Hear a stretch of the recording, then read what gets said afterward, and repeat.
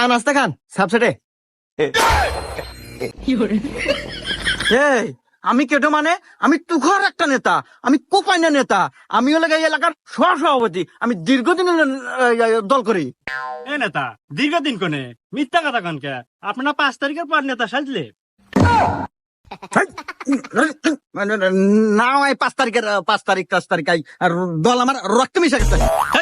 তুই ক, তুই এত বড় পায়খানা দিলি, তাও আবার ভিতরে আরসিসি করে ছাদ পাড়া, তুই কার পাওয়ারে কার শেল্টারে এত বড় কাজ করলি, আমাকে বাদ দিয়া ক।